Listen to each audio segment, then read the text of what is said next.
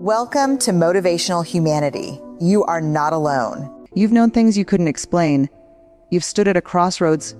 Maybe it was a job offer, a relationship, a decision that looked perfectly reasonable on paper, and something in you pulled back. Not loudly, not with evidence.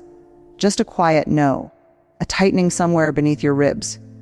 A whisper so soft you almost missed it, and maybe you listened. And it saved you. Or maybe you didn't listen, and you've carried that ever since. That's what we're really talking about today. Not some mystical, out-of-reach concept. Not something reserved for spiritual teachers or gifted healers. We're talking about you, your body, your history, your knowing. That voice that arrived before logic could catch up. That thing inside you that has always been trying to protect you, guide you, tell you the truth. Your intuition. Here's what I want you to sit with for a moment. Most of us were taught, very early and very thoroughly, to distrust ourselves. We were taught that feelings aren't facts, that sensible decisions come from lists and plans and second opinions, that a woman who just has a feeling is being emotional, irrational, impractical. We absorbed that message so deeply that we stopped hearing our own quiet whispers. We started outsourcing our inner knowing to spreadsheets, to other people's opinions, to the relentless noise of a world that doesn't pause long enough for us to feel anything at all. And then we wonder why we feel so lost. I've been thinking about the women I know, the ones I've walked beside through the terrain of midlife and beyond. And one thing I keep coming back to is this. So many of us arrive at our 50s, 60s, 70s carrying the weight of the choices we made against ourselves. The marriage we stayed in too long because everyone said it looked fine from the outside. The friendship that drained us dry, but we couldn't name why. The opportunity we talked ourselves out of because we were afraid people would think we were foolish. And underneath all of it, this painful, private truth I knew. I always knew. That knowing didn't leave you. It's still here. I want you to think of your intuition not as some rare, mystical gift that either you have or you don't. I want you to think of it the way you'd think of a muscle that hasn't been used in a while. Still there, a little quiet, a little stiff, but absolutely alive and absolutely yours and absolutely capable of becoming one of the most powerful tools you carry into the second half of your life. Because here's something that the research actually backs up, and something I think your lived experience already confirms. Women who've lived long, full, complex lives, women who have survived things, have built up something remarkable inside themselves.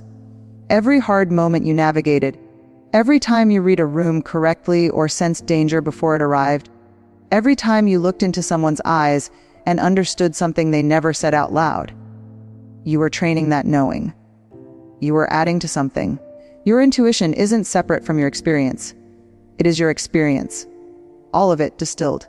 The unspoken truths you've witnessed, the grief you've processed, the joy you've learned to recognize, the lies you've seen through, the love that cracked you open. All of that lives in your body, in your nervous system, in the quiet intelligence that operates just beneath the surface of your conscious thoughts. The problem isn't that you don't have intuition. The problem is that the world has been very loud, and for a long time, you let that loudness drown out what you already know. But something happens to a lot of women as they move through their 50s and 60s. The noise starts to matter less. The approval of others loses some of its grip. There's a kind of clarity that begins to emerge, not because life gets easier, but because you finally have enough distance from who you used to be to see yourself a little more honestly. You've watched enough things unfold to trust your own read of a situation. You've been wrong enough times and right enough times to understand that the most dangerous thing isn't acting on your intuition. It's ignoring it. That quiet, persistent, sometimes inconvenient inner voice. It's been faithful to you even when you weren't faithful to it.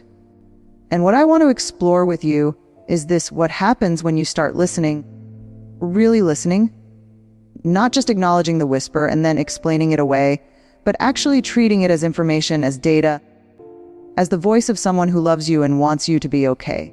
What changes when you stop requiring your inner knowing to justify itself in language your logical mind will accept? What becomes possible in your relationships, your choices, your daily life when you stop demanding that your gut explain itself before you're willing to trust it? Because here's what I've come to believe. Intuition isn't the opposite of wisdom. It is wisdom. It's just wisdom that arrived before you had the words for it. And you've been collecting it your whole life. Let's talk about what's actually happening when that feeling arrives. Because I know some of you have spent years dismissing it, calling it anxiety, calling it overthinking, calling it nothing, just nerves, just fear, just you being dramatic again. And I want to dismantle that story today, gently but completely, because it isn't true. And the science, it turns out, is on your side in a way that might just take your breath away. There's a field of research that emerged in the 1990s, pioneered by a neuroscientist named Antonio Damasio. And what he discovered fundamentally changed how we understand the relationship between the body and the mind. He called it the somatic marker hypothesis. It's a long name for a simple, profound idea your body keeps score of every experience you've ever had, every outcome, every consequence, every moment where something went wrong or beautifully right. Your nervous system filed it away. And when a similar situation arises again, your body responds before your conscious mind has even finished processing the question. That tightening in your chest, that's not weakness. That's your nervous system running a search through decades of lived experience and sending you the results. That sudden ease you feel around a certain person, even though you've only just met them, that's not naivety. That's pattern recognition so sophisticated that no algorithm has ever come close to replicating it. Your body is, in the most literal and biological sense, a library, and your intuition is how it speaks to you. But here's what makes this even more fascinating. Research on what scientists call the enteric nervous system, the vast web of neurons lining your gut, has shown that this system contains somewhere in the neighborhood of 500 million nerve cells. It communicates constantly with your brain, but not always in the direction we assume. The gut sends more signals up to the brain than the brain sends down to the gut, which means that feeling in your stomach, it genuinely is information flowing upward. Your gut isn't reacting to what your brain decided. Often, it's informing what your brain is about to decide. You are not making this up. You never were. And then there's this: researchers studying decision-making have found something quietly astonishing in complex situations. The kind with too many variables, too much uncertainty, too many factors for the rational mind to neatly organize. People who trusted their intuitive responses often made better decisions than people who deliberated carefully and at length. Not in simple math problems, not in situations with clear, calculable answers, but in the messy, human high-stakes situations that actually make up most of our real lives. The gut often outperforms the spreadsheet. Now, I want to be careful here because I'm not telling you to be reckless. I'm not saying throw out every practical consideration and just feel your way through every choice. What I'm saying is something more nuanced than that. Something I think you, at this stage of your life, are ready to hear. Your intuition is most powerful and most trustworthy when it's been seasoned by experience. And you have that experience. Think about it this way. A young person might have strong feelings about a situation, but those feelings are running on limited data. They haven't yet seen how certain kinds of relationships unfold over decades. They haven't watched enough people reveal their true character under pressure.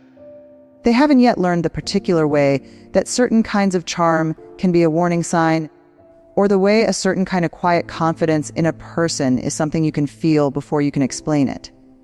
But you have seen those things. You've lived them. You've sat across from people and felt something shift in the air before a single word was spoken. You've walked into rooms and known, within moments, whether you were welcome or merely tolerated. You've loved people, lost people, rebuilt yourself after things you thought would break you for good. All of that is stored. All of that is working for you right now, whether you consciously access it or not. The question isn't whether you have this wisdom. The question is whether you've been giving yourself permission to use it. And I think for so many women of our generation, women who were raised to be accommodating, to be reasonable, to be nice, the answer has often been no. We learned very young that saying, "I just have a feeling," wasn't considered a legitimate reason for anything. We needed to justify, we needed to explain, we needed to make our inner experience legible to everyone around us before we were allowed to act on it. So we stopped listening, or we listened and then spent hours talking ourselves out of it. I want to tell you about something that came up in a conversation I had with a woman. I'll call her Carol, a retired teacher in her late 60s. She described a situation where she was about to co-sign on a business venture with an old friend. Everything about it looked reasonable. The friend was trustworthy. The numbers made sense. The opportunity was real. But the night before she was supposed to sign, she couldn't sleep. She kept waking up with this low-level dread she couldn't place. She told herself it was just anxiety. She told herself she was being overly cautious. She almost signed anyway, because she couldn't explain in any language that felt rational why she shouldn't. She didn't sign. Couldn't bring herself to do it. 6 months later, her friend, through absolutely no malicious intent, just an unexpected cascade of circumstances, lost nearly everything she'd put into that venture. Carol told me, I knew. I don't know how I knew, but my body knew before my brain did. And for the first time in my life, I actually listened to it. That's not magic. That's not luck. That is a woman with 68 years of lived experience, whose nervous system recognized a pattern that her conscious mind hadn't fully assembled yet. That's the library doing its job. That's the body sending its signals upward, and a woman finally being still enough to receive them. And here's what struck me most about what Carol said. It wasn't just that she avoided a financial loss. It was the way she described how it felt to have listened to herself. She said it was like coming home. Like something that had been slightly out of alignment for decades had quietly clicked back into place. That's what happens when you stop overriding yourself. There's this sanctuary. It's the only word for it. That becomes available to you. A place inside your own life where your knowing is honored, where your experience counts, where you don't have to justify the quiet whispers before you're allowed to heed them. And the more you listen, the clearer that voice becomes. Not louder necessarily. It rarely gets loud, that's not its nature. But clearer, more distinct, easier to distinguish from fear, from ego, from the old anxious habits of mind that sometimes masquerade as intuition, but feel completely different once you learn to tell them apart. Because there is a difference, and it's one of the most important things to understand. Fear contracts, it clenches. It says protect yourself, stay small, don't move. Intuition, even when it's pointing towards something hard, even when it's delivering news you weren't hoping for, it has a quality of steadiness to it, a kind of quiet authority. It doesn't scream, it doesn't spiral, it simply knows. And it keeps knowing calmly and persistently until you're ready to listen. You have access to that, right now, today. The only question is whether you're ready to stop treating yourself like a witness who needs to be cross-examined before her testimony counts. So if this knowing has always been inside us, if the science confirms it and our own lives prove it, why is it so hard to trust? That's the question I want to sit with you in for a while. Because I don't think the answer is simple, and I don't think you deserve a simple answer. You've lived too much for that. And I think part of the healing that's available to us in this season of life, this extraordinary, underrated, quietly powerful season, is being honest about what was taken from us and what we can choose to take back. Let's start here. Most of us grew up in households, schools, and cultures that had a very clear message about whose inner experience was valid and whose wasn't. We were taught to defer, to check with someone else before trusting ourselves, to second-guess the very instincts that nature spent millennia building into us. And this wasn't always malicious. Sometimes it came from people who loved us, parents who were trying to protect us from disappointment, teachers who were trying to prepare us for a world that wouldn't be gentle with women who spoke from their gut instead of their RA, partners who, perhaps without even realizing it, subtly trained us to doubt ourselves by questioning our perceptions one small moment at a time. There's actually a name for that last one. We call it gaslighting now, though many of us lived through it for years before we had that word. And the insidious thing about it, whether it happened in a marriage, a friendship, a workplace, even a well-meaning family, is that it doesn't just change what you believe about a specific situation. It changes what you believe about yourself as a knower. It convinces you, slowly and thoroughly, that your perceptions can't be trusted, that your feelings are disproportionate, that the thing you clearly saw, clearly felt, clearly knew, you must have gotten it wrong. And when that happens long enough, you stop consulting yourself altogether. You outsource your inner life. You pull other people before making decisions. You talk yourself into and out of things based on what seems reasonable to everyone else, because somewhere along the way you absorb the belief that your own read of a situation simply isn't reliable. Does any of this feel familiar? I'm asking gently, because I know it might land somewhere tender. And I want you to know that if it does, if you're reading this and recognizing something you've quietly carried for years, that recognition itself is a form of your intuition waking back up. The part of you that knows it was taught not to know. The part of you that remembers, even faintly, what it felt like before you learned to doubt yourself so thoroughly. That part of you is still here. She never left. And now I want to talk about something that I think is one of the most underappreciated gifts of growing older. Something our culture, with its relentless worship of youth, almost never acknowledges. There comes a point in a woman's life, and it's different for everyone, but for many of us it arrives somewhere in the 50s and accelerates through the 60s and beyond, where the weight of other people's opinions begins to lift, not all at once, not without effort. But there's a loosening that happens, a quiet rebellion that doesn't announce itself with a manifesto or a confrontation, but simply arrives one morning as a kind of tired clarity. A recognition that you have spent an enormous amount of your life managing other people's comfort, and that you are done explaining yourself to people who were never going to understand you anyway. That is not bitterness. Please don't hear it as bitterness. That is liberation. That is your intuition reclaiming its authority. And what I want to offer you today are not techniques, exactly, not a 5-step plan for accessing your inner wisdom, because I think that kind of packaging insults both the depth of this topic and your intelligence. What I want to offer instead are invitations.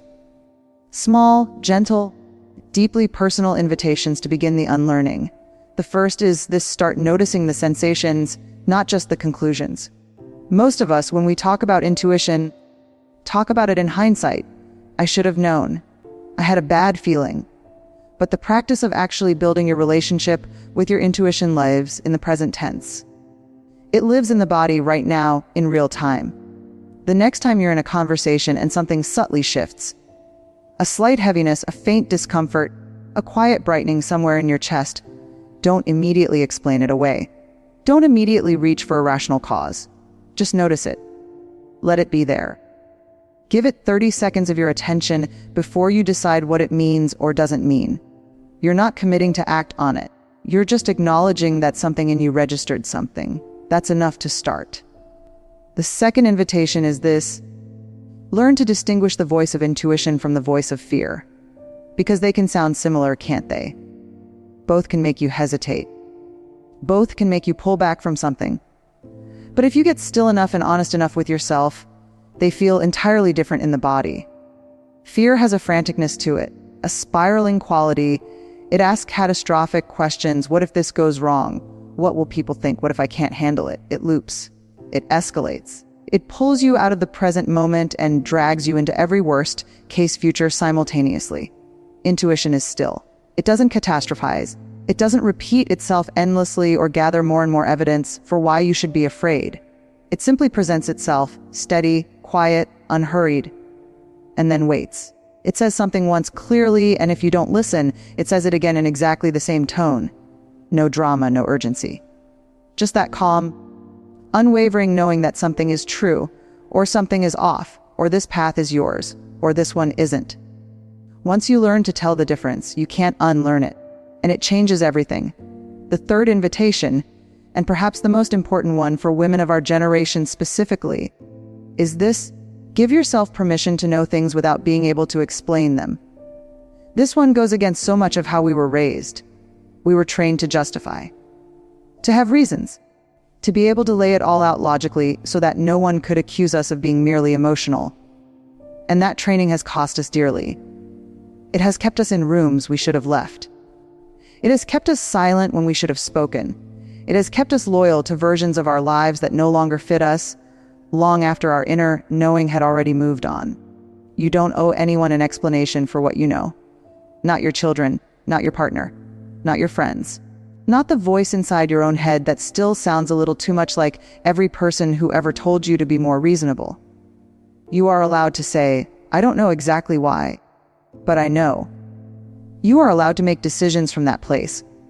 You are allowed to trust the knowing that arrives before the words do. Because here's the thing about this time in your life, this particular, irreplaceable, hard-won season.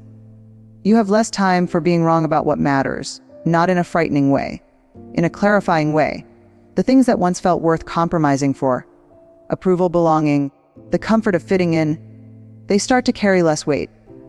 And the things that are genuinely yours, your values, your voice, your inner compass that has been pointing toward truth your whole life, even when you ignored it, those start to feel more precious, more urgent, more worth protecting. Your intuition is not a luxury for this season of your life. It is the most sophisticated navigation system you have ever had access to. It has been calibrated by every experience you've survived, every relationship you've moved through, every loss and every joy and every quiet morning when you sat with yourself and knew something that you didn't yet know how to say. And it is entirely, completely, irrevocably yours. The unlearning isn't fast. I won't lie to you about that. Some of those old voices, the ones that told you your knowing wasn't trustworthy, they've been tenants in your head for a long time. They don't just pack up and leave because you've decided to reclaim the sanctuary. But they do get quieter. With practice, with patience, with a particular kind of compassion that takes years to fully develop. They do get quieter. And in the silence they leave behind. That's where you've been waiting for yourself all along. I want to start this final part with something that might surprise you. Trusting your intuition is not, at its heart, about making better decisions. Though it will do that, it's not primarily about avoiding the wrong people or choosing the right path or finally feeling confident in your choices.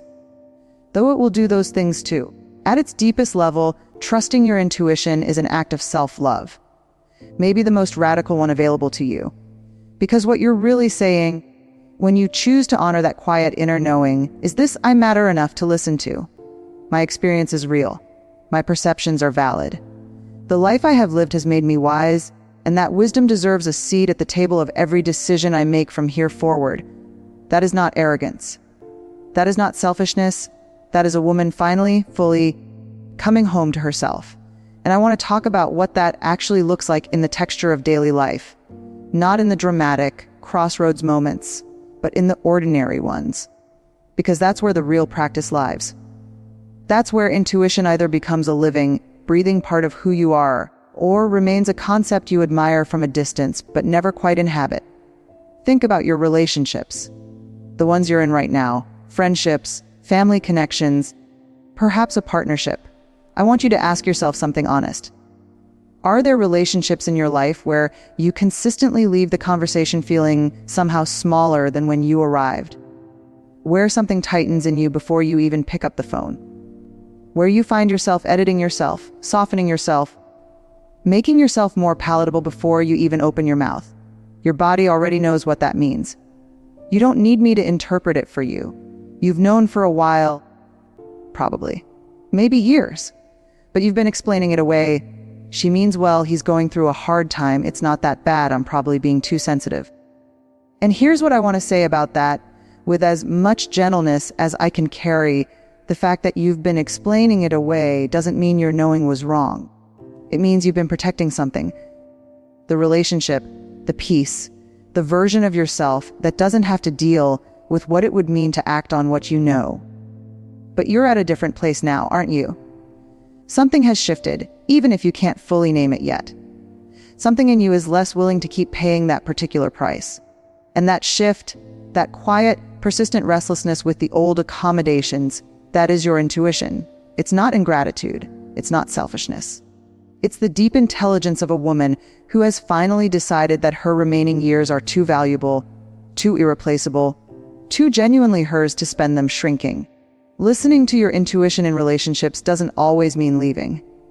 Sometimes it means staying differently, speaking more honestly, asking for what you actually need instead of what you think will be easiest to grant, letting people see the full, unedited version of you, and trusting that the relationship's worth keeping will survive it, and the ones that don't survive it were already costing you more than they were giving. That's terrifying and liberating in equal measure, I know. Now let's talk about the quieter, everyday moments. Because this is where I think the practice of intuition gets undersold. We tend to talk about it only in the context of big decisions, the job, the relationship, the move across the country. But your intuition is speaking to you constantly in the small moments, in the unremarkable Tuesday afternoons of your life.